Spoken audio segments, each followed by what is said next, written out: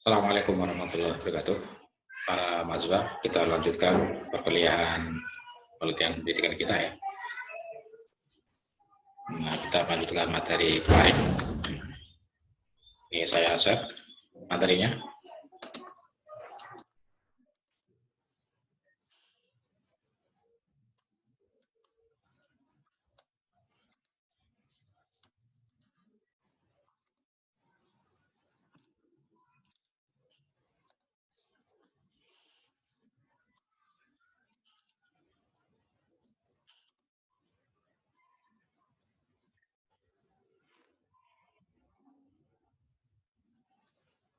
Nah, ini materi kita hari ini. Ya, masih seputar pengantar ini ya, pengantar pendidikan, penelitian pendidikan ya. Nah, kita ingat sejenak ya, ini tentang beberapa hal yang terkait dengan penelitian secara umum. Pertama ini jenis pendidikan ya, jenis penelitian ya.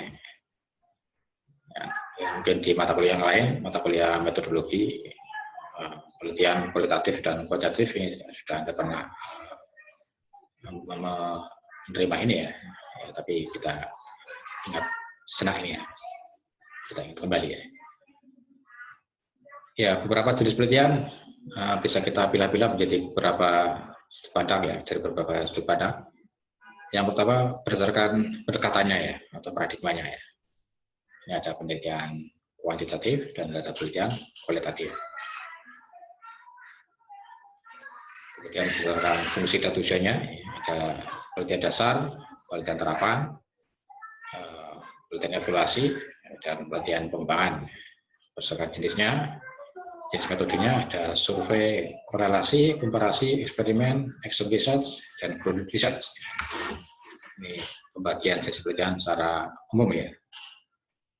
Kuantitatif ini yang terkait dengan kata-kata angka-angka ya, yang nanti analisisnya dengan analisis statistik ya. Kualitatif ini data-data kualitatif ya, jadi data kata-kata, kalimat-kalimat ya, data tertulis ya, yang sifatnya kualitatif ya, non angka. Dan analisisnya nanti juga dengan analisis kualitatif ya, bukan analisis statistik. Nih, pendekatannya ya, atau paradigmanya ya. Kemudian fungsinya dan tujuannya, ada penelitian dasar, ini biasanya penelitian yang bertujuan untuk menemukan sebuah teori, menemukan teori baru ya. Ini fundamental research, ini penelitian dasar ya, biasanya itu ya, menemukan sebuah teori baru atau model baru ya, atau konsep baru gitu. Itu adalah penelitian terapan ya. Ini jadi menerapkan sebuah teori, sebuah model, atau sebuah konsep ya. Ini bisa kelanjutan dari penelitian dasar ya. Setelah ditemukan hasil penelitian dasar, kemudian diterapkan. Jadi penelitian terapan. Jadi implementasi atau penerapan dari sebuah atau dari hasil penelitian dasar. Dan penelitian evaluasi ya.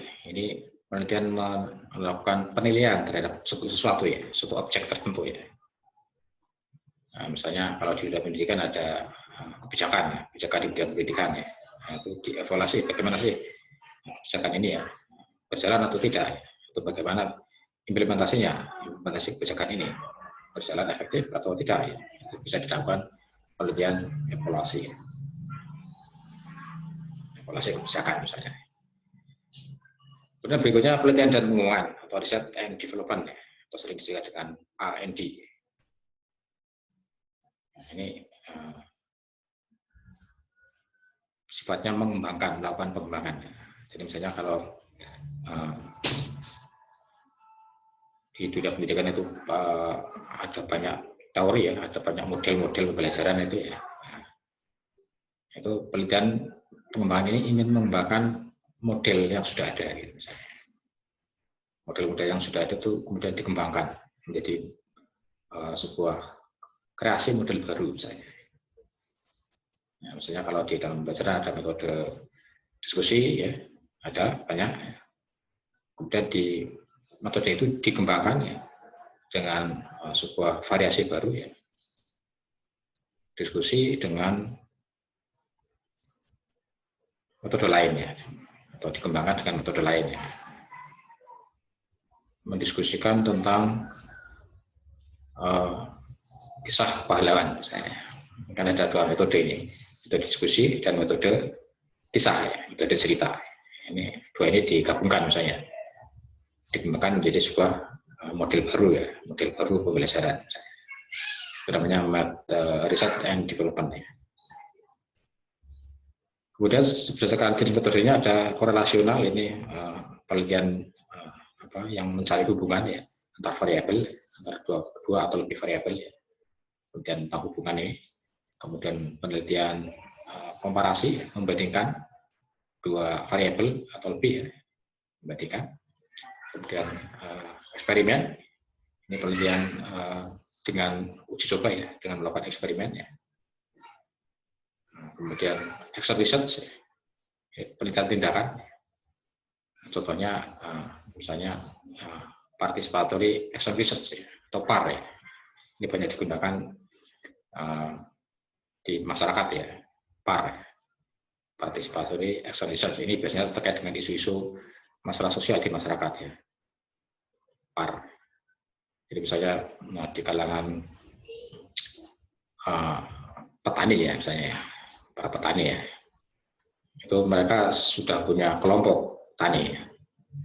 Tapi kalau kemudian kelompok tani ini tidak bisa mengembangkan produk-produk pertaniannya atau meningkatkan hasil pertaniannya ya. Nah, bagaimana, ada masalah apa ini di situ ya. Nah, sehingga kemudian peneliti masuk ke situ dan melakukan aksi bersama para petani ya, dengan secara partisipatif ya, ikut terlibat di dalam proses kelompok tani itu ya, dan kemudian melakukan suatu aksi bersama ya, apa yang penting dilakukan untuk meningkatkan produktivitas para petani saya. Ini namanya PAR ya, partisipasi action research. Nah, kalau di dunia pendidikan ya, action research-nya ini misalnya ya PTK ya, penelitian tindakan kelas ya. Kan ada aksinya, ada tindakannya ya, tindakan kelas ya, di kelas ya. Kemudian grounded research ya, ini penelitian yang membangun teori dari bawah ya. Jadi, teori itu dibangun dengan dia mengumpulkan data-data dari lapangan, yang kemudian dari data-data yang diperoleh dari lapangan kemudian diperwujudkan menjadi sebuah bangunan teori tertentu ya, namanya grounded research ya. Penelitian dari bawah ya, untuk membangun sebuah teori ya. Nah, ini tadi berdasarkan pendekatannya ya, ada kuanti, ada kuali ya.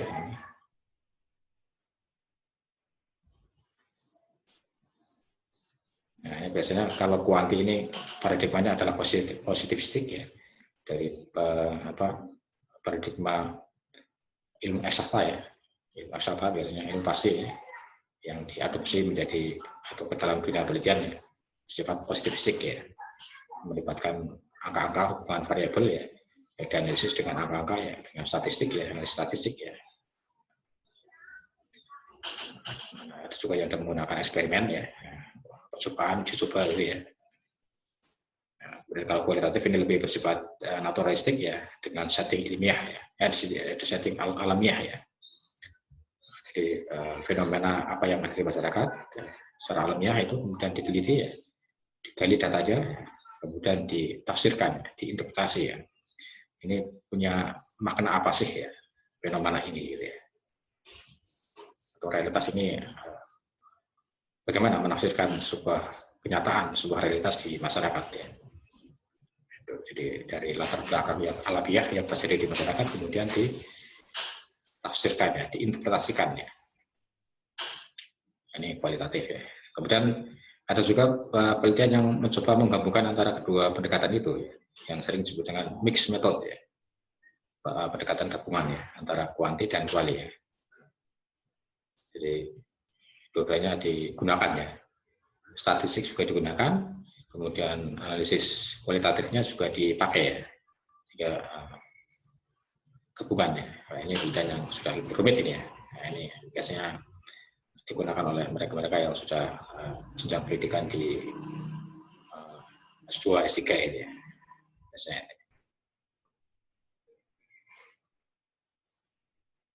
Nah, penelitian kuantitatif ini bisa dibedakan menjadi dua jenis, yaitu antara korelasional dengan kausal komparatif ya, atau komparatif ya. Nah, kalau yang korelasional ini adalah penelitian yang berusaha untuk melihat apakah ada hubungan antara dua variabel atau lebih. Kemudian bagaimana kekuatan hubungan itu ya, atau signifikansi dari hubungan itu ya. Dan selanjutnya memprediksi ya, didasarkan pada kuat lemahnya hubungan itu kemudian diprediksi, melakukan prediksi. Variabel yang dipilih didasarkan pada teori yang dibangun terdahulu ya, sehingga arah pertalian yang diharapkan dapat diasumsikan. Jadi dasar pengambilan teori pada penelitian ini itu adalah ya teori yang dibangun misalnya di bab 2 ini biasanya ya. Itulah yang nanti akan dijadikan sebagai variabelnya ya. Nah, jadi contohnya ini ya. Jadi korelasi antara motivasi belajar sejarah dengan prestasi belajar siswa. Nah, ini teori yang dibangun ya dari variabel ya. Nah, variabelnya apa ini? Motivasi belajar. Berarti teorinya adalah teori motivasi. Kemudian prestasi belajar, teori tentang prestasi. Nah, variabelnya ya dibangun dari situ ya, dari dua teori itu ya. Jadi, variabel motivasi. Motivasi itu apa? Indikatornya apa? Dan prestasi itu apa? Indikatornya apa? Udah dihubungkan antara motivasi dengan berbagai indikator itu dengan prestasi dengan berbagai indikatornya juga ya. Ada dihubungkan, dikorelasikan.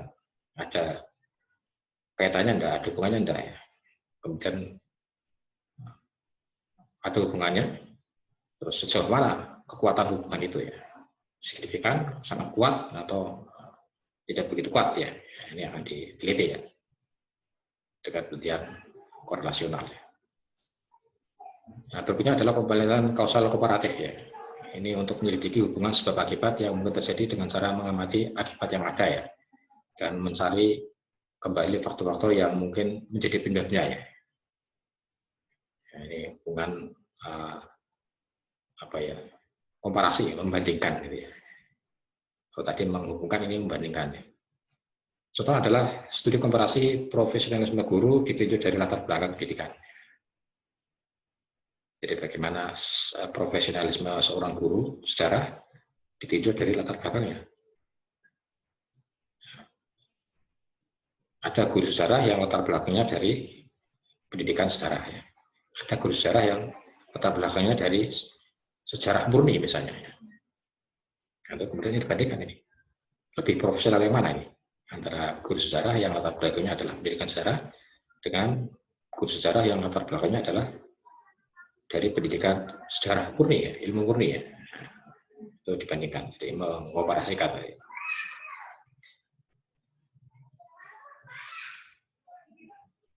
Ini ciri-ciri pokok dari komparasi ya, bersifat ex post facto ya, jadi setelah ada fakta, setelah data itu dikumpulkan ya, berarti mengambil satu atau lebih akibat dan menguji data tersebut dengan penelusuri kembali ke pasal apa faktor yang menyebabkan saling keterhubungan dan maknanya.